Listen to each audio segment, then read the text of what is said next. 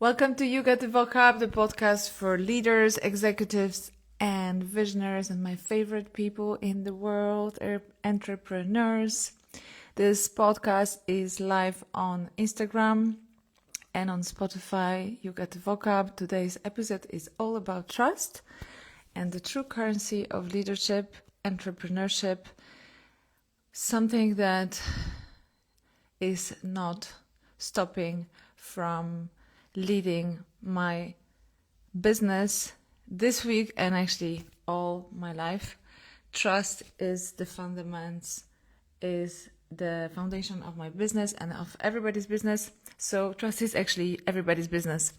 Today's episode is we are going to step into a new business, expanding fresh markets, for example, forming new partnerships or cultivating meaningful personal connections with 5 steps, and I'm going to tell you these five steps. So if you are entering a new fresh market, if you are scaling, if you are opening to new markets, if you are forming new partnerships, cultivating new meaningful relationships, this episode is for you guys. So I did it for myself and I use it also in love and romantic relationships and friendships, so you can use it for everything. Whether you're stepping into new business or new love life or new friendship, you will love it. So I will walk you through to 5 real world practices that help you build trust that actually lasts, and not just professionally but personally too. So keep on listening. Now this podcast is usually on Saturday at 9 o'clock on Instagram. You Get the Vocab, but tonight is a special one. Why? Because yesterday I spent the whole evening praying and I got invited for a dinner with my pastors and their family. So honestly, that dinner was a dream come true. It was like a supper. It was a supper actually. 3 years ago I longed for evenings like this, for friendship like this, sharing food, sharing our love for God, sharing the gospel. I really wanted to meet people like that, like-minded people, and I met them. And 3 years later, I have created beautiful friendships with people in my community. And so we couldn't stop talking, and I came back home. I went to bed at 3 o'clock in the morning. So stories poured out. God was literally at the table. The Bible was at the table. Everybody was quoting the gospel and the stories. So we loved it. We were 12, and including the kids. I mean, come on, 12. These nights, they don't happen often. So yes, I slept in, and today I spent it on the beach at PLAYA GRANADA, at my favorite surf club, our club, learning how to sail a catamaran. Who knew? You could learn so much about business and about love life from a surf coach. Here is a teaser of what I will say for later episode, another episode maybe, what I have learned from surfing and from sailing about business and love. But I want to make a little sneak peek. When you are sailing a catamaran, you need the wind to build momentum so that you can, for example, go back to the beach. But it's never a straight line. So you will never go straight to your destination. You have to catch the wind in order to get the momentum and the potential of the catamaran. So you never go straight to the beach, you zigzag. You adjust. You learn how to catch the wind, and then you turn and you zigzag. So you never go straight forward. Now, that, my friends, is a metaphor for life and business strategy right here. You want to grow this year, be willing to zigzag everywhere in your career, in your business, in your love life, in your friendships. Stop forcing the direction, start catching the wind. Okay, now, so this is beginning of our conversation about 5 powerful ways to build trust in your relationships, because zigzagging in relationships and feeling the wind and then turning, if there is no wind, to another direction, and also letting go.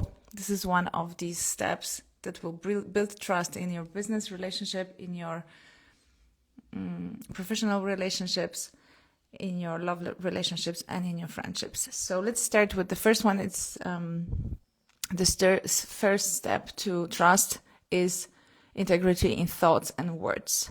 So trust isn't built on grand declarations and word. I love you. You're amazing. This is going to work.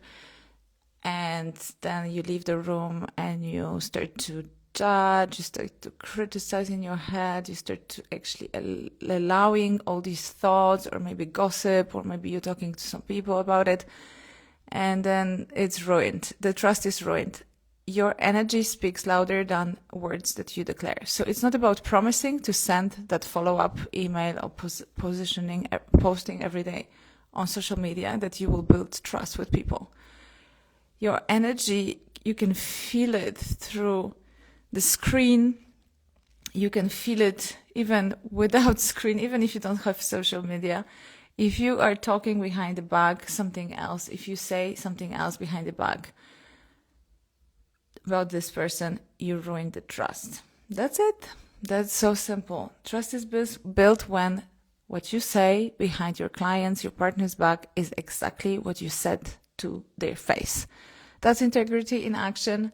It's not just about honesty. It's about alignment. And in leadership, in business, and in life, you have to be consistent, because trust doesn't flourish in double speech. It grows in consistency, it grows in truth, and in quiet loyalty, where nobody's watching, nobody is listening. What you mean, what you say, what you think is more important. Where you are not expected to be perfect as leaders, but you are expected to be consistent. What builds long-term credibility and results is integrity. So this is the vocabulary for you guys, for entrepreneurs and leaders. Integrity, being the same person when the room is full and the same when it's empty, and especially in your head. What are you thinking about this person when she doesn't listen to you? When you don't speak, what are you thinking? Are you saying the same thing? Remember one of my clients being really upset about her business. I remember one of my clients really upset about her business and about her business partner. And she said, I can't believe a professional would act like that. Of course. I mean, I didn't invent people. People act in different ways, in many ways. So I asked her, did you tell him what you need and expect? No, she said. So here's the thing. Feeling offended and gossiping about someone creates a passive-aggressive vibe. Feeling offended in your head, thinking that you are offended and not saying it, or worse, gossiping and talking about this person to somebody else, even to me, even to your coach. I mean, you can still do it because we want to correct it. We want to correct the thinking. We want to correct and make you speak what you mean. It's really better to be honest and to say what you need, what you mean. Also show that you are not happy, that you don't like it. It's much better than saying, okay, and then in gossiping or feeling offended behind their back. But people like honesty and boundaries. Actually, they need, like children, we all need boundaries, and we all need honesty. This is what builds trust between people. You don't have to judge, just express clearly what you need, and then act with integrity and let others respond. That's how you create a space for true trust and transformation. So you allow people to respond. And most of the time, people really respond very well to boundaries because they are expecting it. They're expecting that you will up-level their standards and their value. That's it, especially, I'm not going to go into the romantic relationships, but it's another topic. Trust and the pace of relationships. Leaders lose trust and momentum, and they don't even realize it. Trust doesn't grow when you rush commitment. So again, the zigzag. It doesn't thrive under pressure to perform. Just because there is no wind, there is no momentum, somebody doesn't reply to your emails, It doesn't mean that you have to rush, pressurize. You definitely, the trust will not bloom when you try to force a decision before a relationship is ready. So remember this catamaran, where there is wind in your direction, you let go. When there's no wind. When there is no wind and you want to go in a direction and there is no wind here, you have to let go, let loose, and then turn. You turn and you catch the wind. Where is the wind blowing now? Okay, so maybe you have to refocus on somebody else. Maybe you have to refocus on another partner, business partner, or another business. Maybe you have to change the niche. Maybe you need to change, what you are doing. Maybe what is on your to-do list, you have to change and start doing things that you can do because you're catching the wind. So what do you're always focusing on what you cannot do, what you cannot get, on people that don't reply to you, on business that doesn't work, on clients that don't buy, but focus on what's working already. Catch the wind that is going into the different direction and zigzag to your goal. Okay, so you let go and shift your sales. Don't rely on just one client. Don't rely just on one opportunity. Don't rely on one direction, and don't rely on one date, on one friend. Don't. Just catch the wind. Keep moving in zigzag. Maybe you're going to go in a completely new direction. It's okay. But at least you are moving. Okay? Not standing still. Move. Let the momentum come naturally. Trust grows when you respect the natural rhythm of connection without judgment, without shaming. No shame, no judgment, okay? This is a natural rhythm, and I've seen it in Southeast Asia. In Southeast Asia, people, and also in South America, people are really intuitive. Rational style would drive achievement-driven Europeans crazy. Relational style. Not rational. Actually, Europeans are really rational, so they want to push things. The wind is not blowing, let's be the wind. Let's blow like the wind. Let's force something. Let's achieve, drive an outcome. But in Southeast Asia, people are really relational. So they really feel whether it's the wind. If somebody doesn't want something, they will not push. They would not force anybody. They would just, let loose, basically. And yet, this is why Europeans would hire me as a consultant to help them, because they were losing staff, clients, and money. A lot of turnovers. So it's hard to, they wanted to train people, but I was like, no, let's just train you in cross-cultural dimensions. This is a natural way. This is something that we in Europe and in Northern America, we don't have it because we want to go straight to the goal. But the wind doesn't blow like this. We have to zigzag. We have to accept people's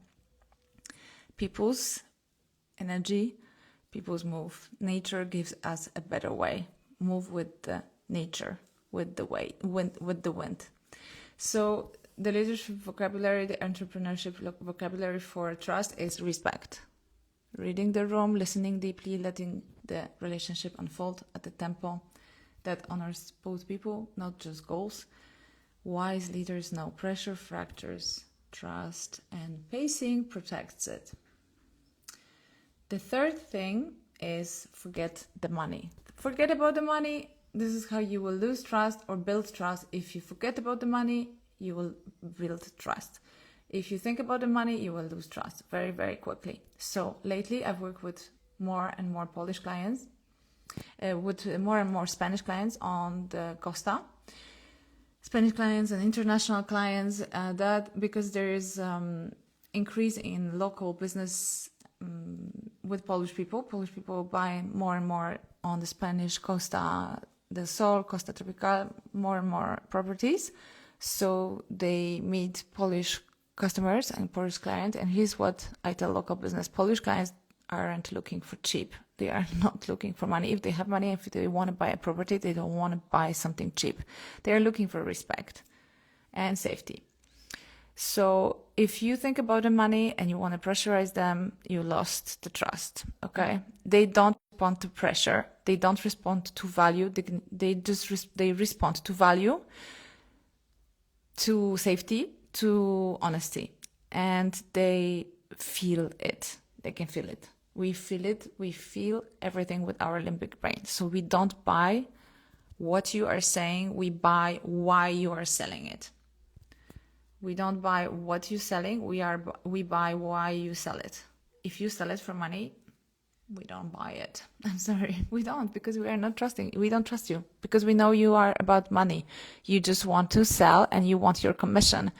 If you want your commission and you want to sell, you are not thinking about me. You are not thinking about why I am here. You are not thinking about my values, my dignity, my honesty. You are also not respecting my money. That Polish people, most of them built their wealth through hard work, not inheritance. So they can smell inauthentic sales tactics from miles away.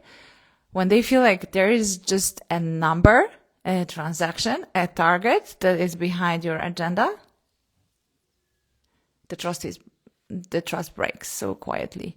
Polish clients' vocabulary is definitely respect for the money, respect for the history, was respect for the journey, for their legacy. They want to buy a home. Okay, they are here to move. They are here to build relationships. They want to trust the person who is selling them the house, because this is the first person they meet on this land. So probably they want to create really, really good relationships with you so that they can feel like they are home already. They have friends here. If they don't feel home, they won't buy. So for us, money is just not, it's not just currency. It's trust. It's legacy. So when they choose you to buy from you, they are entrusting years of effort to your service. They are entrusting decades of hard work into your hands, into your service. That's sacred. If you want to win, they trust. Be honest, not persuasive. Be present and not performative. Just even it's better if you don't sell them anything, but you take care of them and you take care of their needs. And they, even if they buy from somebody else because they find that they have a better product for them, like better, and you are not forcing your product just because you want to sell something, they will recommend you. They will feel that you wanted them to make the best choice and not to buy from you. So even if they don't buy, they will remember how you made them feel. This is not just about Polish clients, of course, but this is just about people. Of course, we are not talking about people who just want something cheap, okay? I mean, if you just want to go to a Chinese shop and buy something cheap, yeah, fine. But still, it applies to every salesperson. Yeah, I mean, this, if you just want to make, if you don't care about me and if you don't care about anything else, just by money, well, this is about people. So does it apply to your culture too? Let me know in the comments if in your culture people also don't think about money so much, but they think about relationships. I would love to hear what you think about your culture.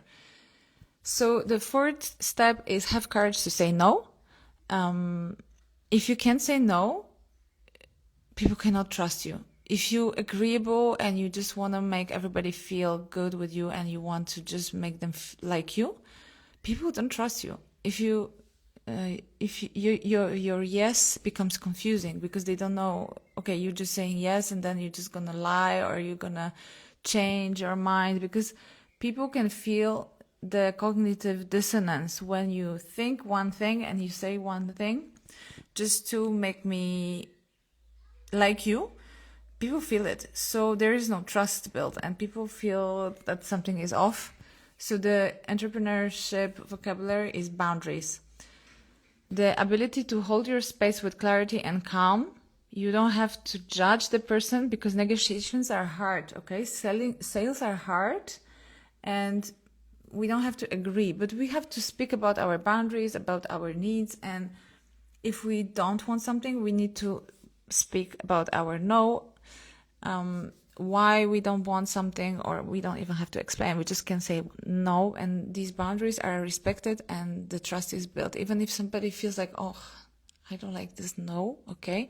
But after a while, this person will still trust you because they know at least that you will say, if you don't like something, you will say it instead of running away, for example, and turning your back and then speaking behind my back about what you really want, and then I don't know what you want, and then I cannot deliver. If I know that you don't want something, then I can at least make a decision, maybe propose you something else. But if you don't tell me and you just want to make me feel good with you, it will not make me feel good with you. The ability to hold your space with clarity and calm is important. It builds trust. You don't need to be rigid. You just need to be clear. And recently I coached a CEO during a hotel acquisition, and she discovered that just by saying no to her business partner, things started to shift. She said, no, I don't agree. No, it is not in the contract. People often want to get the minimum from you. This is normal. This is so natural. I didn't invent people. Like, this is how we are. But when you raise your standards, they raise with you. That's a fact. Just level up your value, level up your standards, and speak up, and you will see.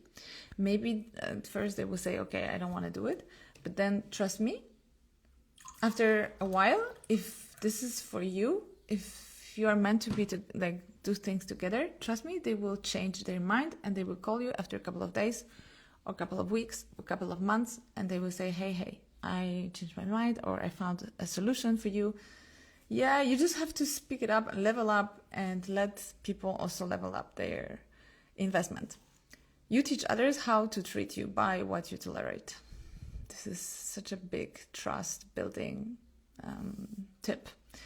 And the fifth and the last one is to be real, not impressive. So you build trust you cannot build trust with a polished image. Stop selling a polished image on Instagram, on websites. Start showing up as you. So entrepreneurs' vocabulary is authenticity. Okay, it's better to just show who you are and speak to people, being real. Your awkwardness is also great. People don't want perfection. They don't want perfect visuals. They don't want perfect image. They don't want perfection. They want connection. They want someone who responds to their DMs, who doesn't hide behind their teams, someone who doesn't hide behind sleek websites and visuals and Instagram. You are not a star, like a movie star. You are not a singer, okay? Even singers, they reply into their DMs because connection is the most important. You are never too big to speak to your clients. You are never too big to answer your WhatsApp. You are never too big to answer your emails. You are never too big to talk to people and ask them what they want. You are never too small to walk into a new market also. You are never also too big to walk into a new market. You can always walk into a new market without being perfect, trying new things, telling people that you don't know and asking them what they need. And even if they don't know you, you are never too big to be nobody and try a new market. You are never too big. This is actually scaling, guys. This is the best. When you go and you say, hey, I am, and this is my name, but nobody knows you, and you are scaling and you say hello. Maybe 10 people will reject you, but some of them will start a conversation with you, because this is not about perfection. It's about connection. Nobody needs to know you. You are not Al Pacino. Okay? Nobody has to know your name. So this is how you build trust with people. Be you, be imperfectly you, and be real. Be real. This is how you're gonna create great leadership in realness. So trust is the language of leadership and entrepreneurship and scaling business and sales in a world full of noise, pressure, and ego and sales and money-driven strategies, your presence, your clarity, your respect they make all the difference. Which of these 5 practices I just gave you hit home for you today? Leave a comment with the word trust, and let's see what unfolds. If you are ready to go deeper, follow this podcast on Spotify, rate it 5 stars, and subscribe to my newsletter for more leaderships. The newsletter is in the box. Please rate with 5 stars my Spotify. It will then go and reach more people. This is very important for me, especially that my podcast is 10 episodes old, and I'm so excited. I'm celebrating today 10 episodes. Thank you for being here, leaders. Let's keep the conversation going. I will speak to you next Saturday at 9 in the morning. And until then, keep building trust.